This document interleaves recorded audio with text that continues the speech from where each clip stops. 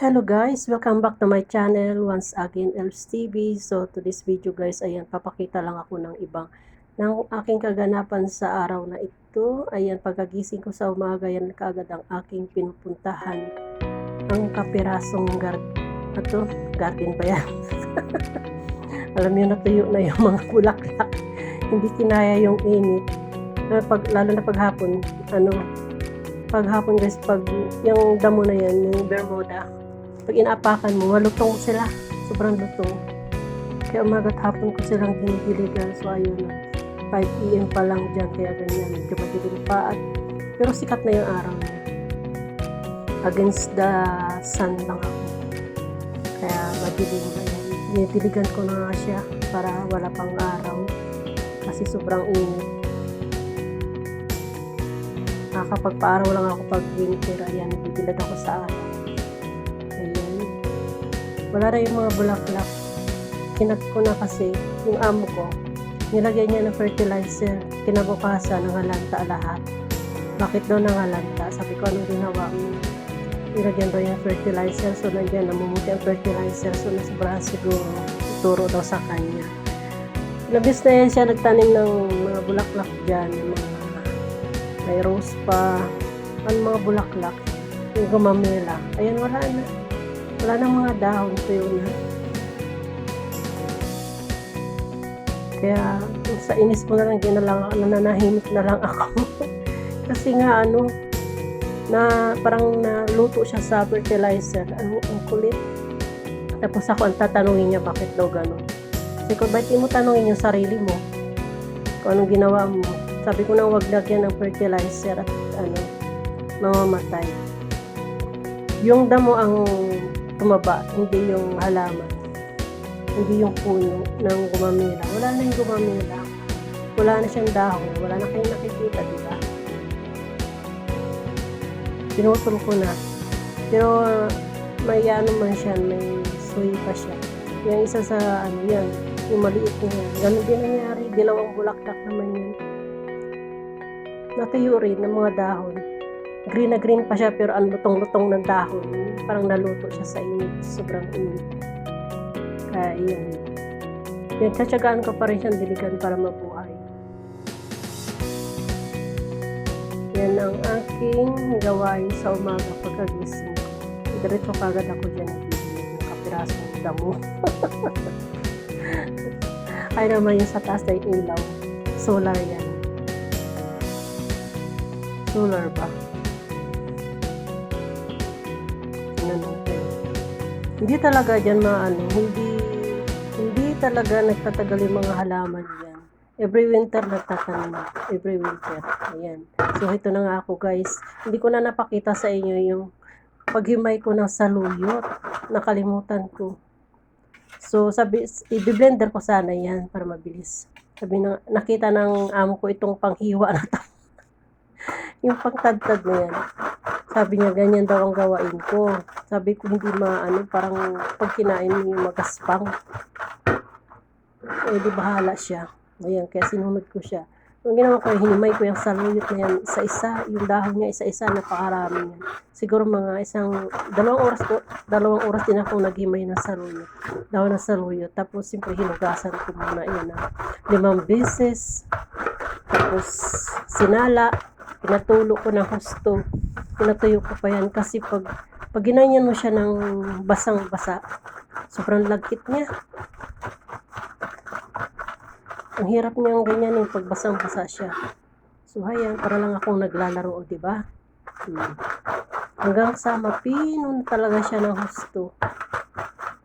Kailangan pinuhin mo siya kasi ginagawang pagluto niyan guys, ginigisa lang yan sa parang magigisa ka lang ng manok na kunti lang, pang palasa lang siya. Tapos pag naluto na yung manok, with kamatis yun, blend na kamatis. Kasi dito wala silang luto na walang kamatis, walang tomato paste. Lahat ng ulam dito may kailangan may kamatis at tomato paste. Pero nakakaumay na ba yung ganun luto? Kaya minsan bumibili ako ng sarili ko, nagluluto ako ng sarili ko kasi naumay na ako, puros tomato paste, walang luto na walang tomato paste, yun lang. Nakakaano na rin, walang ibang puros ganun. Tsaka yung mga ricado dito, ganun at ganun, hindi wala siyang ibang mga ricado tulad sa atin na may mga pampasarap. Wala. Dito pati asin lang, tapos mamakina ako ng mga bunga-bunga, mga dahon-dahon, mga buto-buto. Anong tawag sa mga ano yun? Kasi puros mga herbal nga. Ginigiling ko tapos siya ang pinaka-ricado nila. Ayan. So, diba? Para lang akong naglalaro dyan. O, diba? Yan, parang ang lapot mo dyan kasi diba yung dahon na saluyot is anong tawag doon? Parang malaway-laway siya. Yan, kaya hindi ko siya hinahawakan. Lumidikit kasi parang yung madulas siya. Yan, dahon ng saluyot yan, ubod ng dami. Yung mga mga 5 kilo yung malalaki yung kanyang sangay. Mahilig sila sa ganyan guys. Tapos ang luto niya is soup. Saluyot soup. Ayan. Hindi ko pala nasabi sa inyo. Ginagawa lang yan dito sa saluyot soup. Masarap siya. So masarap niya sa hipon. O kaya sa baboy. Ganun. Ang isahog. Sobrang tagal ko na hindi kumakain ng baboy. Hindi ko na alam lasa ng baboy kung ano. Pag-uwi ko. Naiilang na akong kumain ng baboy. Hindi ko alam. Siguro sa tagal na hindi ako kumakain ng baboy.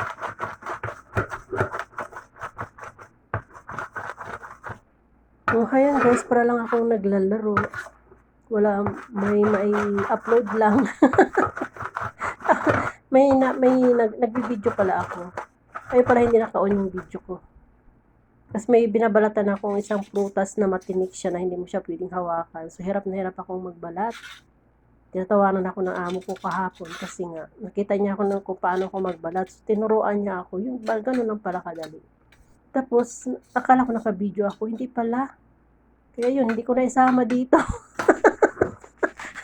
Nabis kaya ako ganun nagbibideo ako tapos hindi ko pala na-on yung video.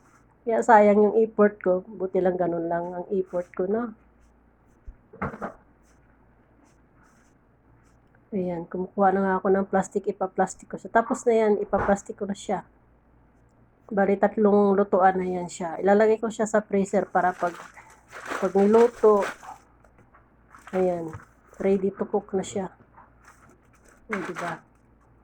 Hatiin ko siya 3. Bali, 3 lutuan siya. So, ayan ang aking ganap for today.